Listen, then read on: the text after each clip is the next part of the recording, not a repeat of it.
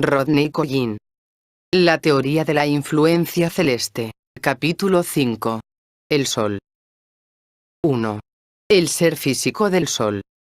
En la primera parte del siglo XVII, Robert Flood, médico inglés, trazó una armonía matemática del universo, en la que el Sol se encontraba exactamente a medio camino entre el absoluto y el hombre. Por tamaño, energía, duración de vida y responsabilidad, se demostraba que ocupaba el centro de una escala cósmica. Así que desde el punto de vista del hombre, situado debajo, las leyes y naturaleza de los poderes más altos en el universo se revelarían merced al Sol físico, siendo mejor comprendida su acción. Para todos nuestros conocimientos técnicos, esta idea demostrará que es un enfoque valioso. Una de las primeras cosas de que debemos darnos cuenta acerca del Sol, es que no podemos saber más de su interior o de sus cualidades internas, que lo que sabernos acerca del interior o de las cualidades internas de un cuerpo humano, si tuviéramos que estudiarlo a 100 metros de distancia. Todo cuanto estudiamos y experimentamos acerca del Sol se refiere a su superficie y a las radiaciones desprendidas de aquella. Este Sol, por cuya energía giran los planetas y existe el mundo de la naturaleza, se nos presenta como una gran esfera radiante que calculamos es 1.000.000 de veces más grande que la Tierra. Para el ojo desnudo, su cegadora brillantez que se sombrea un tanto del centro a la periferia, da la impresión de una nube incandescente. Por el telescopio esta nube no solo se ve incandescente, sino en un constante estado que fluye semilíquido, semigaseoso. Aquí y allá, en un mar al rojo blanco, se desarrollan grandes vórtices de llamas y de fuerza, que en unas cuantas horas pueden disparar surtientes de fuego a una distancia de 1.000.000 de kilómetros en el espacio. Y, en tanto, el fundido ecuador gira con mayor rapidez, como las faldas de una bailarina, en la rotación de la gran esfera. Un telescopio mayor revela otro aspecto del disco solar. Toda la superficie cegadora ofrece, entonces, el aspecto de una granulación resplandeciente con granos más brillantes, aunque cintilan y se recambian de continuo sobre un fondo más opaco. Estos gránulos de luz son en realidad pozos de gases muy calientes que provienen del interior.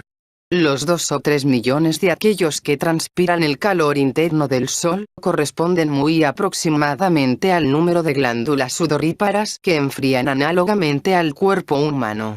Y estos poros solares con un diámetro de 500 o 1,000 kilómetros, sudando lagos de fuego tan grandes como el Mar Negro, recuerdan vívidamente la relación entre el cosmos del Sol y el cosmos del hombre, que conocemos más íntimamente. La luz desprendida por la superficie solar al rojo blanco, cuando se examina mediante análisis espectroscópico, resulta tener las radiaciones de todos los elementos conocidos en la Tierra. Pero estos elementos se acomodan por sí en capas. La superficie granulada visible, conocida como fotosfera, se compone de pesados vapores metálicos que forman una cáscara o epidermis gaseosa, colocada sobre lo que queda por dentro. Por encima se sitúa una atmósfera translúcida e incandescente de hidrógeno y helio, llamada la cromosfera. Y más allá de esta flamea nuevamente una corona de brillantez que, en ocasión de los eclipses, aparece como un campo magnético visible que se extiende muchos millones de kilómetros en el vacío del espacio. La misteriosa forma cambiante de esta corona, que en un período es como un halo, en otro como un par o doble par de alas, puede ser reproducida y explicada mediante un simple experimento. Si se arroja polvo en la superficie del agua y se hace girar una manzana a medio sumergir y atravesada por una aguja, el movimiento de las partículas de polvo creará un campo similar al de la corona, pudiendo reproducirse todas sus variadas formas mediante el cambio de ángulo entre la aguja y la superficie. Por tanto, la corona parece ser el trazo con partículas luminosas del campo de fuerza creado por la rotación del Sol sobre su eje, quizás algo semejante al aura de calor corpóreo y magnetismo que envuelve a un ser humano. Hay todavía otra emanación del Sol más atenuada. Se nos presenta esta como la luz zodiacal, un débil resplandor que se proyecta desde aquel a la lejanía a través del plano de la eclíptica y el cual es aún visible al ojo desnudo como una huella luminosa que sigue o precede al Sol en la puesta o al amanecer. La luz zodiacal evidentemente representa una nube de forma de lente de alguna materia muy rarificada, que parece como una segunda aura o aura exterior del Sol, la que se extiende en una forma atenuada hasta tan lejos que alcanza la órbita de la Tierra. Esta nube hace difusa la luz del Sol como la hacen las atmósferas de los planetas. Y, más adelante, notaremos que el planeta que no posee ninguna atmósfera propia, Mercurio, se encuentra profundamente metido en esta nube y quizás pueda decirse que ha prestado o que disfruta, en su lugar, de la atmósfera del Sol. La fotosfera, la cromosfera, la corona y la luz zodiacal representan, así, 4 cubiertas o emanaciones sucesivas del cuerpo solar. En la cromosfera, la parte del Sol más accesible a nuestro estudio, es el hidrógeno, el elemento activo y el elemento más ligero y simple conocido por el hombre, que forma una especie de océano de nubes lanosas, flóculos, sobre toda su superficie. El elemento pasivo complementario parece ser el calcio, pues fotografías del Sol con luz de calcio e hidrógeno, esto es, del hidrógeno y calcio del Sol, respectivamente, se ven como la copia positiva y negativa de la misma fotografía, debido a cierta acción que tiene lugar en la cromosfera, donde estas nubes de calcio e hidrógeno hierven como un caldero de agua ebulliente, es que se emite toda la inmensa radiación que sustenta al sistema solar. Desde el punto de vista del hombre, las características más obvias de esta radiación son luz y calor. Y todavía le es más obvio que el Sol representa la fuente, el origen, el absoluto de estas dos cualidades. Al mismo tiempo, intensificadas hasta el grado en que se encuentran en el Sol, el calor y la luz son netamente incomparables con cualquier cosa que concibamos por medio de estas dos palabras en la Tierra, y una mera multiplicación de cifras que representaran temperatura o brillantez, no podría darnos idea de su significado. Por ejemplo, la temperatura de la superficie del Sol se estima en cerca de 6000 grados Celsius. Esto está muy por encima de lo requerido por todas las sustancias terrenas para hervir y vaporizarse, incluyendo al hierro y el níquel. Al evaporarse, tales sustancias se expanden a un volumen 1500 o 2000 veces mayor que el que ocupan en el estado líquido o sólido. Si la Tierra fuera elevada a la temperatura del Sol, es decir, si pudiera hervir, se convertiría en una radiante esfera de gas de 160,000 kilómetros de diámetro, en tanto que si el Sol fuera congelado a la temperatura terrena, se solidificaría a tamaño no mayor que el del planeta Saturno.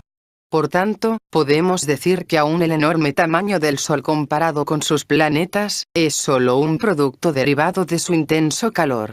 Y, recíprocamente, si los planetas adquirieran un calor así, alcanzarían el tamaño y la potencia de los soles. Hasta la brillantez de la radiación depende directamente de la temperatura. El calor rojo del hierro y de las rocas es de alrededor de 500 grados Celsius. De modo que si la superficie de la Tierra pudiera sobrepasar ese calor, empezaría también a brillar con luz propia. Por otra parte, si un Sol enano y sólido cayera por debajo de esta temperatura, todo el sistema solar quedaría envuelto en profunda oscuridad, sería un juego de esferas sin luz y sin vida en un sótano vacío. Se requiere poca imaginación para comprender que tal sistema, si pudiera suponerse, sería un cadáver, un cuerpo astronómico en el que el corazón ha cesado de latir, el calor de fluir y las diferentes partes de tener alguna cohesión o significado común. Por tanto, lo que tratamos de medir en grados Fahrenheit o centígrados, debe ser algo análogo al poder creador, a la vida misma. Debe ser un modo de existir completamente independiente del material de que se compone el Sol, así como la conciencia en el hombre es por completo independiente de los elementos de que se compone el cuerpo humano. Por cierto que el Sol y los planetas no parecen diferir en cuanto a su composición, sino solo en cuanto a su estado de ser que, por falta de mejor medida, intentamos calcular como calor. Cada modificación de temperatura y brillantez crea enormes efectos. Las manchas, vórtices huracanados tan grandes como los planetas y 1000 grados Celsius más fríos que el resto del disco solar, actúan como verdaderos planetas para crear campos magnéticos propios, que afectan tan profundamente a la atmósfera de la Tierra, como los campos magnéticos de aquellos. En verdad, las manchas solares pueden considerarse como planetas potenciales dentro del cuerpo del Sol. Pudiera decirse, la semilla no fertilizada de planetas. Y es más que probable que los actuales planetas hubieran sido proyectados en su origen al espacio y a la existencia independiente a través de vórtices exactamente como esos. Los campos magnéticos separados de manchas solares, sobrepuestos al gran campo magnético del Sol, se reflejan en la Tierra en las luces septentrionales, las tormentas eléctricas, y en perturbaciones en innúmeras fases de la actividad del hombre y la productividad de la naturaleza. De hecho, pueden ser consideradas como que producen efecto exactamente por las mismas leyes que hemos establecido para la influencia planetaria y en un ritmo que se le compara. La actividad de las manchas solares sigue un ciclo de 11 años claramente marcado, durante cuyo tiempo las manchas no solo tienen aumentos y bajas de número, sino que el cinturón en el que parecen moverse desciende continuamente hacia el ecuador, para reaparecer en una latitud mayor. Esta pulsación de 11 años, de acuerdo a la relación de tiempo ya establecida, corresponde exactamente en la escala de tiempo del Sol, a las frecuencias magnéticas en la escala del hombre. De modo que alguna relación íntima parece existir entre el campo de vibraciones que se sienten como magnetismo por los diferentes cosmos. Y aún podemos decir que el período de las manchas solares es nuestra forma humana de registrar el magnetismo personal del Sol. Es, así, difícil de sorprender que este período afectara tan profundamente toda la vida que procede de esa fuente. El Sol actúa sobre el hombre y la naturaleza terrestre en formas muy diferentes, por dos diversas categorías de energía transmitida a velocidades diferentes.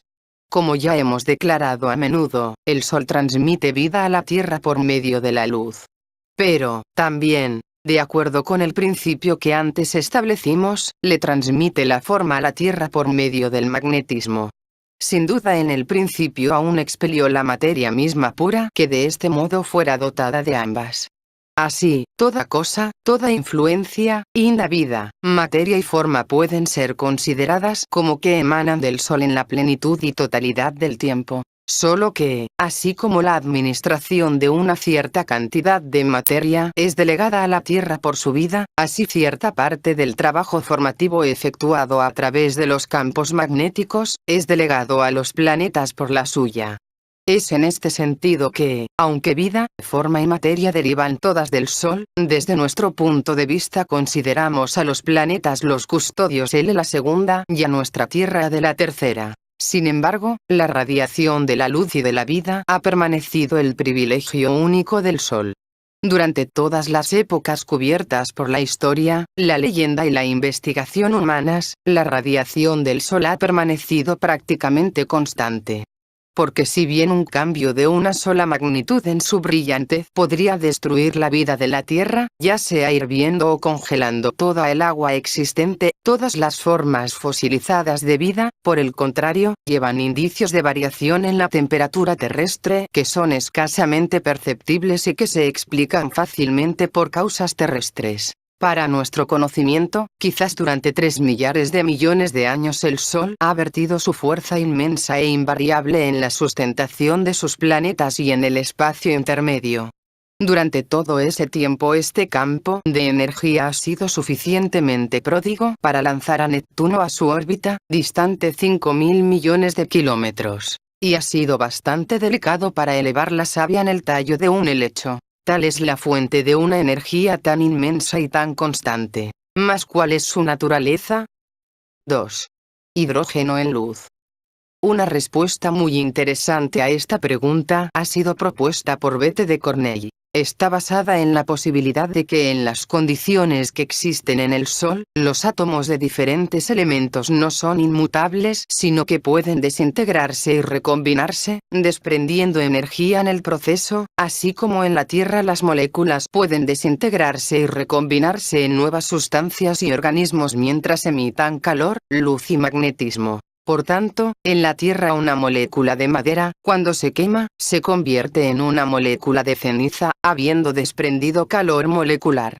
Pero en el Sol, sería un átomo el que así se consumiría, formando una suerte diferente de átomo y desprendiendo energía atómica. Ahora bien, los átomos, como es generalmente sabido, constan de un núcleo central alrededor del que gira un número de electrones que varía con el elemento de que se trata. El átomo más simple es el de hidrógeno, que tiene un electrón. El helio tiene 2, mientras que el carbono, nitrógeno y oxígeno tienen 6, 7 y 8 respectivamente. Pero en algunos casos un elemento puede variar ligeramente en peso atómico, esto es, aunque tenga el número correcto de electrones para el elemento correspondiente, puede estar ligeramente reducido de peso e inestable, es decir, con tendencia a deslizarse como elemento inmediato más ligero, o bien puede estar ligeramente aumentado de peso y, por tanto, hallarse un grado más cerca del siguiente más pesado. Hemos anotado que el elemento activo en el Sol parece ser el hidrógeno en cantidad casi ilimitada.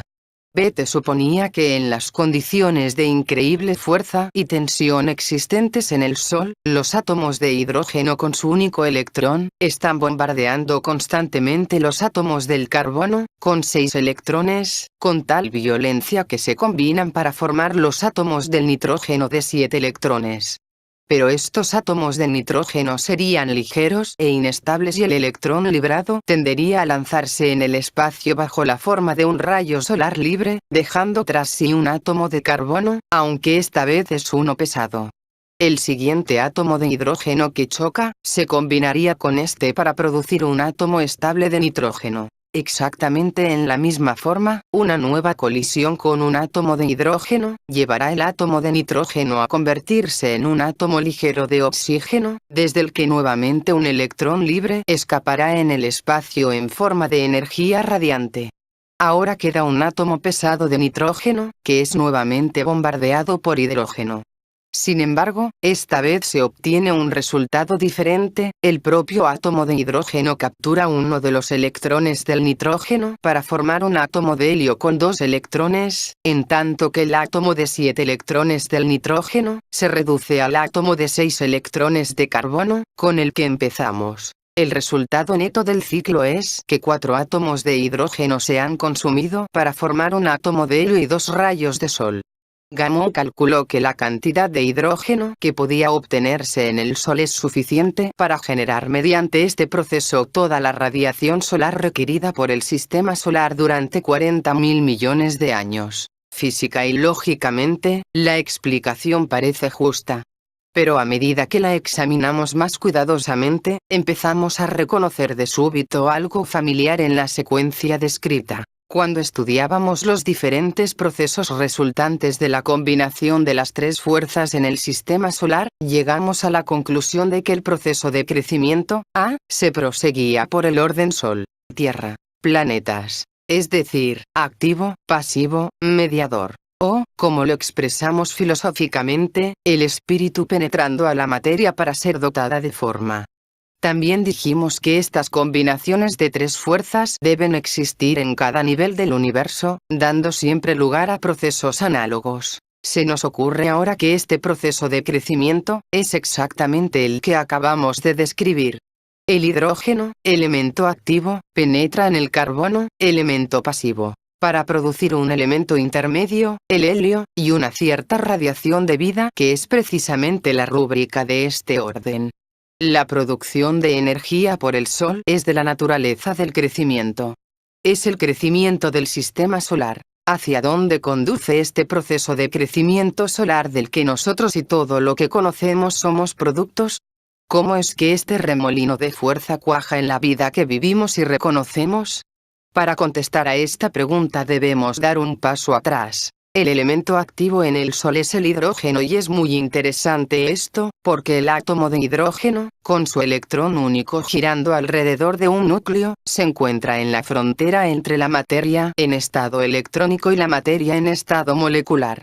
El hidrógeno y toda materia más densa, se combina con otras materias, átomo a átomo, para formar moléculas. Pero el siguiente grado de rarefacción superior del hidrógeno, resulta en electrones libres, en la materia en estado electrónico, es decir, en luz, ondas magnéticas, etc. En el ciclo del carbono vemos cómo puede ocurrir esta transición de hidrógeno, es decir, materia en estado molecular, a rayos de luz, esto es, materia en estado electrónico, en el Sol.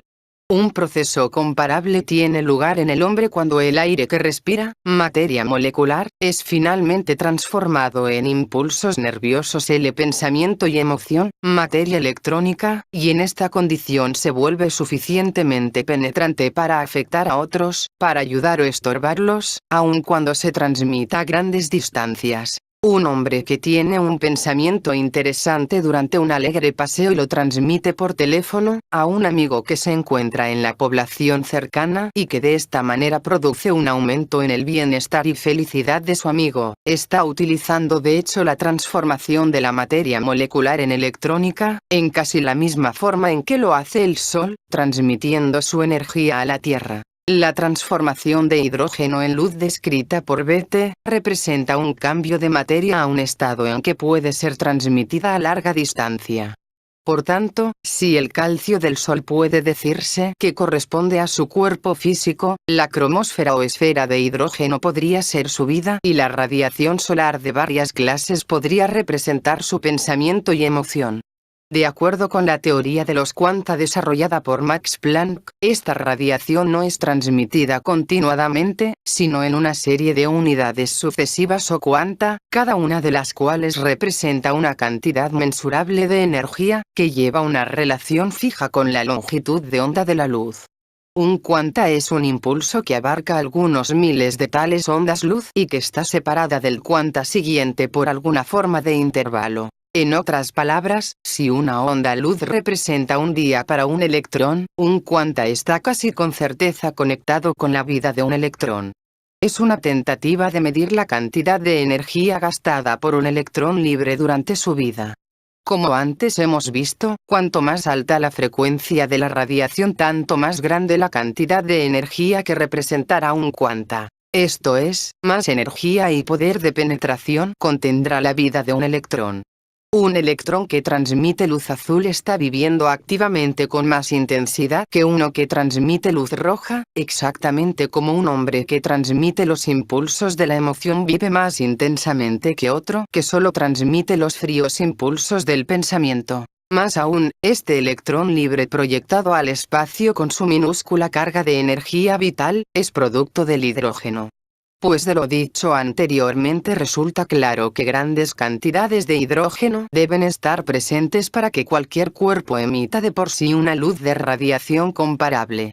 Por así decirlo, el hidrógeno es la materia de los soles, el combustible del que producen las necesarias radiaciones para transmitir vida a sus sistemas. En relación con esto es interesante hacer notar que los dos planetas en cuya composición el hidrógeno parece jugar un papel dominante son Júpiter, cuya atmósfera parece estar compuesta principalmente de amonio, NH3, y metano, CH4, y Saturno, cuya atmósfera se cree está constituida de hidrógeno y helio. Ambos soportan sistemas completos de satélites y hasta pueden ser veladamente autoluminosos, aunque esta luminosidad pasa desapercibida frente a la brillantez infinitamente mayor del Sol. En cualquier caso, como supusimos al considerar el proceso de regeneración, ellos procuran evidentemente convertirse en soles. ¿Qué ocurre con la luz convertida del hidrógeno por el Sol, irradiada a través de los ámbitos del espacio? La mitad de 1/1000 de ella sirve para vivificar a la Tierra. En 6 horas, el resto ha llenado cada rincón del sistema solar, hasta los últimos confines de la órbita de Neptuno. En el patrón de vida y percepción del Sol, un tiempo así es inconmensurablemente pequeño, equivalente a menos de 1/1000 de segundo en el patrón del hombre. Así que, para el Sol, su luz debe existir simultáneamente en todas partes de su sistema, así como puede existir la conciencia en el hombre. Una de las cualidades más sorprendentes de esta luz es que es indisminuible y eterna. Estamos familiarizados con la ley de que la intensidad de la luz desde un punto dado, disminuye en proporción inversa al cuadrado de la distancia. Pero esto se refiere a la cantidad de R luz registrada por un área receptora dada. Si recordamos que a medida que la distancia crece mayormente, la esfera imaginaria que recibe la luz aumenta en área en la misma proporción, nos damos cuenta que la cantidad total de luz recibida desde una fuente dada, es exactamente la misma a una distancia de 1.000.000 de kilómetros que a una distancia de 10 metros. Ni una sola fracción de la luz de una sola vela se pierden y al alcanzar las partes exteriores del sistema solar, solo es difundida alrededor de esa prodigiosa circunferencia. Más aún, este proceso de difusión de luz, sin pérdida, continúa indefinidamente.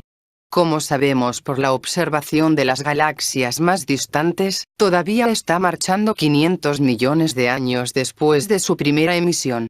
Toda la luz que fue irradiada entonces por esas galaxias aún existe, aunque ahora a esta inmensa lejanía. Si la luz puede difundirse y sostenerse indisminuida durante medio millar de millón de años, con seguridad lo puede hacer para siempre.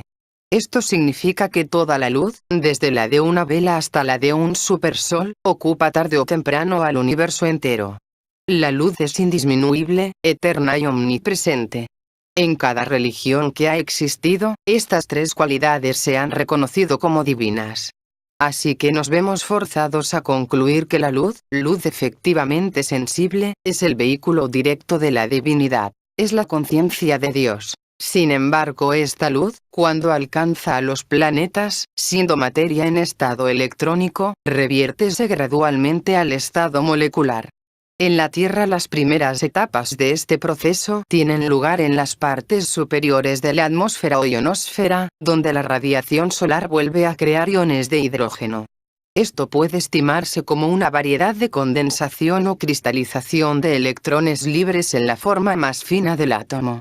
Un proceso semejante ocurre probablemente en todos los demás planetas, aunque esta saturación de la atmósfera planetaria con hidrógeno ha avanzado evidentemente mucho más en Saturno y Júpiter que en la Tierra, y más en la Tierra que en Marte o Venus. En cualquier caso, la combinación de estos átomos de hidrógeno con átomos de varias sustancias ya existentes en la Tierra, da lugar a todas las formas de vida que nos son conocidas. De este modo resulta claro que toda la vida en la Tierra, es una condensación de radiación electrónica o solar, así como las gotas de agua en un cristal de ventana representan la condensación del vapor de agua en contacto con una superficie fría.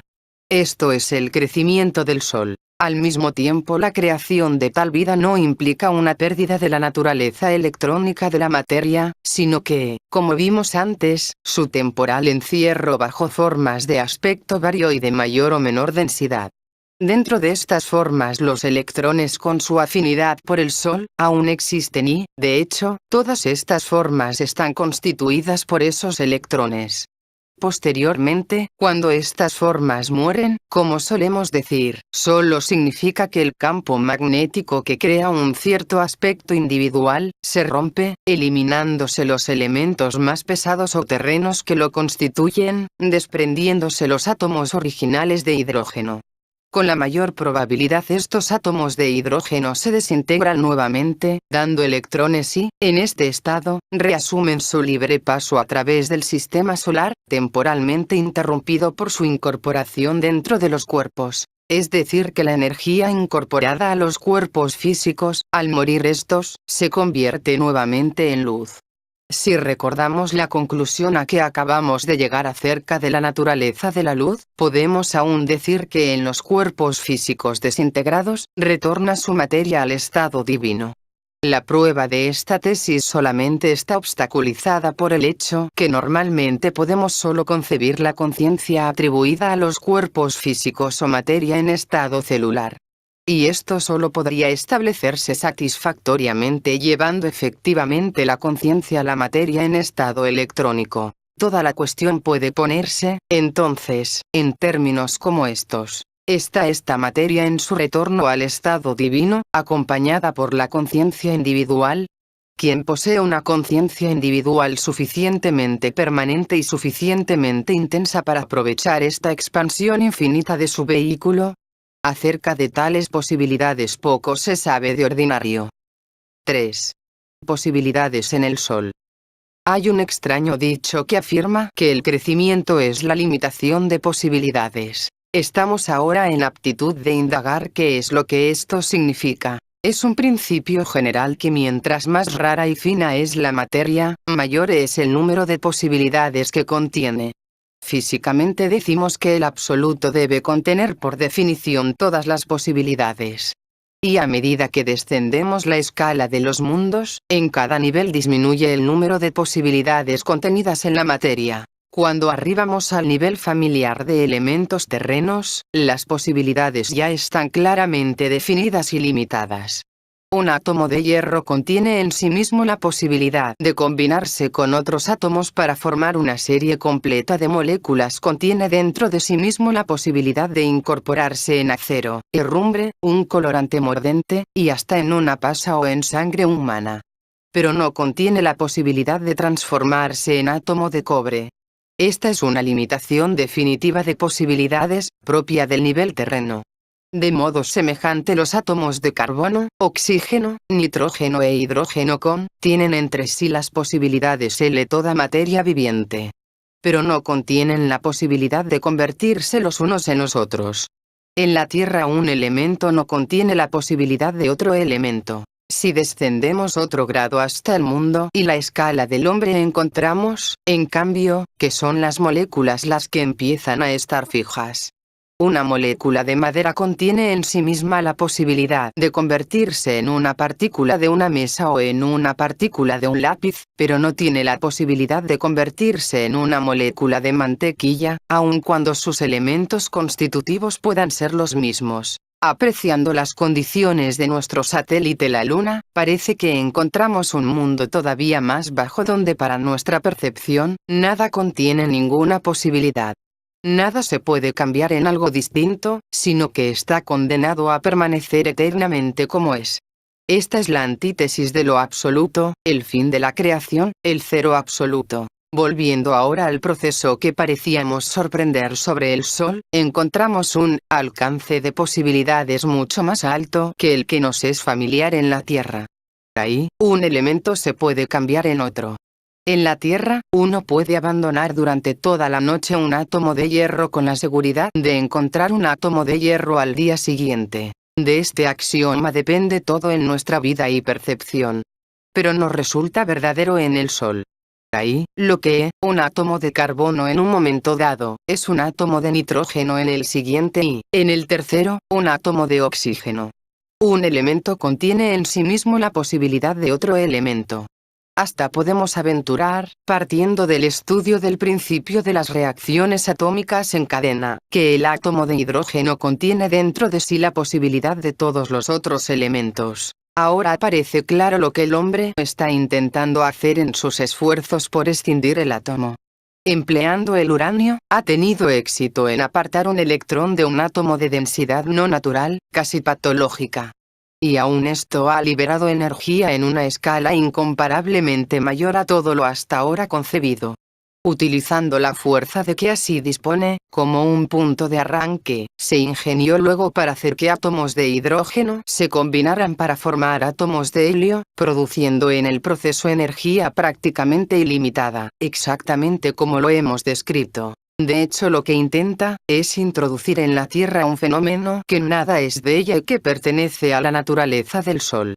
La bomba de hidrógeno implica la creación sobre la Tierra de un Sol en miniatura. El resultado de esta magia negra no puede ser menos que horrible devastación y la reducción a inerte del material viviente, dentro de una escala completamente nueva. También este proceso parece familiar. El hombre prostituye la fuerza solar para producir tierra muerta. La forma reduce el espíritu a materia. Tal proceso no puede ser otro que el del crimen. Intentando usar la energía atómica, esto es, intentando descubrir la manera de cambiar un átomo en otro, el hombre investigaba la entrada al mundo donde la materia tiene todas las posibilidades. Probablemente existe una legítima puerta de entrada hacia ese mundo. Si el hombre pudiera descubrir cómo mantener la conciencia individual cuando su materia retornara al estado electrónico, ya podría librarse de un mundo semejante. Y, por lo que hemos deducido antes, parece que esta posibilidad se conecta con el problema y el misterio de la muerte. Pero, evidentemente, existe también un modo ilegítimo de acercarnos a tal mundo. Se refiere al uso de las leyes científicas sin el mejoramiento de la conciencia y del ser del hombre. Tal acercamiento, dada la naturaleza de las fuerzas involucradas, solo puede conducir al desastre. Empero, en la escala del Sol, aún esto carece de importancia. Debemos darnos cuenta de que ahí, en el mundo solar, nada de lo que consideramos fijo está fijo. Todo lo que vemos como permanente, ahí se transmuta en pasajero, mientras lo que vemos como transitorio es ahí eterno. Significa que el mundo solar es inconcebible para nosotros. En él se contienen posibilidades infinitamente mayores que las que existen en cualquier mundo que conocemos o imaginamos. De cierto, si recordamos la relación existente entre los cosmos, que ya hemos establecido, caemos en la cuenta de que mientras el mundo de la naturaleza contiene el tiempo del hombre y el mundo de la Tierra, su recurrencia, el mundo solar debe representar para él la sexta dimensión, es decir, el Sol contiene todas las posibilidades para el hombre. La materia del Sol, o materia electrónica, está más allá de la forma y más allá del tiempo. Está colocada aún más allá de la recurrencia de la forma y de la repetición del tiempo. En relación con nuestro mundo, es inmortal, eterna y omnipotente. Y cualquier cosa que sus criaturas puedan experimentar o concebir, no es sino una limitación de sus posibilidades ilimitadas.